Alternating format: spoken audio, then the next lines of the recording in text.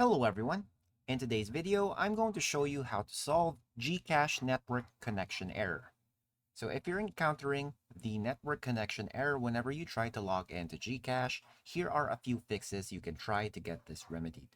So first up, you can go to your settings on your mobile phone, and then from here, just make sure that you have a stable connection to your Wi-Fi.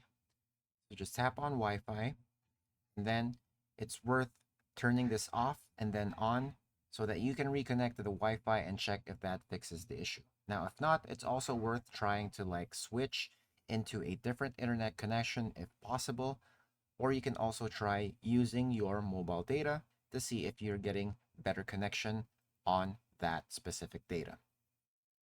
You can also try restarting your device. So just go to Control Center and then follow the prompts into restarting your device.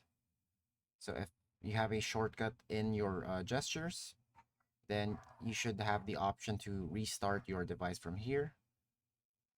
And that should help with resetting your phone into a better state, fixing a lot of minor bugs. You can also try to open Gcash and then close it, and then just relaunch the app to check if that fixes the issue. And that's it for today. Thanks for tuning in, and I'll see you next time.